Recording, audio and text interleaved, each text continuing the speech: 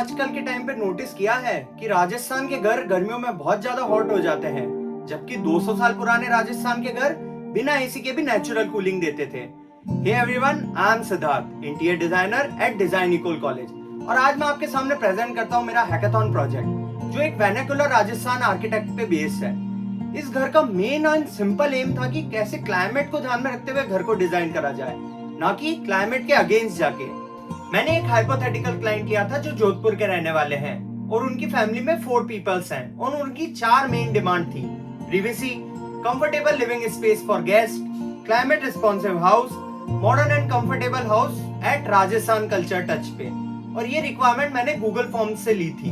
जोधपुर का क्लाइमेट समझना बहुत जरूरी हो गया था क्योंकि वही प्लानिंग को डिसाइड करता है। गर्मियों के टाइम पे 48 डिग्री तक टेम्परेचर पहुंच जाता है और वेस्ट साइड से हॉट डस्टी एयर आती है और ह्यूमिडिटी भी लो हो जाती है। कभी कभार तो बहुत ज्यादा सोलर हीट गेन भी हो जाता है। इसलिए मैंने मेरे प्लान में पैसिव कूलिंग के आइडियाज दिए हैं, जिसमें से courtyard, stack ventilation, thick walls, thermal mass, कम ओपनिंग वेस्ट साइड से और wind catchers for air flow. मेरा पूरा प्लानिंग क्लाइमेट के हिसाब से बनाया गया है। जैसे पब्लिक स्पेस में आता है living, dining, courtyard, foyer and more, and जो किचन है वो साउथ साइड में आता है हीट को ब्लॉक करने के लिए, और वेस्ट साइड में मैंने बहुत कम विंडोज दी है। ये प्लानिंग सुंदर लगती है लेकिन उससे ज्यादा ये प्रॉब्लम सॉल्व करती है। इस प्लान के मैंने कुछ ड्राइंग्स बनाई है, लेट्स हैव अ लुक।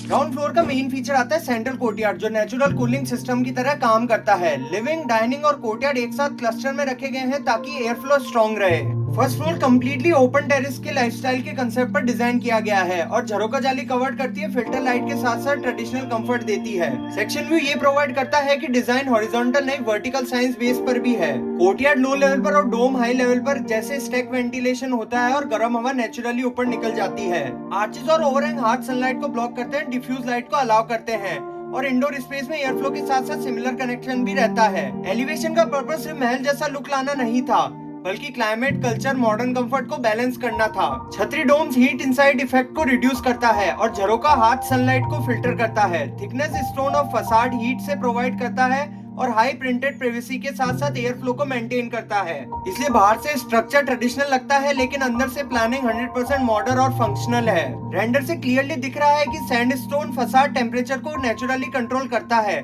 और neem and palm tree west side पर हीट और विंड को ब्लॉक करते हैं। एंटायर हाउस का फुल इंटीरियर करने में टाइम नहीं था, जिसलिए मैंने लिविंग रूम को लेते हुए केस स्टडी को कंप्लीट करा। रूम का साइज 30 फीट बाय 90 फीट है और सिटिंग लेआउट सर्कुलेशन फ्लो में प्लान्ड है ताकि कॉन्वोकेशन नेचुरली और कंफर्टेबल रहे। सेक्शन से सीलिंग हाइट 12 फीट क्लियरली दिख रही है, जो हीट, लैंडस्केप और एयर फ्लो को सपोर्ट करती है क्लाइमेट रिस्पॉन्सिव इंटीरियर के लिए। वॉल पर झरोका इंस्पायर्ड आर्च और पेस्टर प्लेटर कल्चर आइडेंटिफाई के साथ साथ स्पेसिफिक और कामिंग फील कराता है। फाइनल रेंडर शो करता है कि कैसे मॉडर्न फर्नीचर, रजवाड़ी मोटिव्स एंड बैलेंस लाइटिंग मिलकर एक warm, luxurious, social activate living space create करता है। मैंने डिजाइनिंग के लिए अलग अलग बोर्ड्स बनाए हैं ताकि डिजाइन क्लियर रहे। Example: material board, mood board, furniture board, inspiration board, style board and accessory board. मैंने हाउस की कुछ 3D वॉकथ्रूज बनाए हैं, let's have a look of it.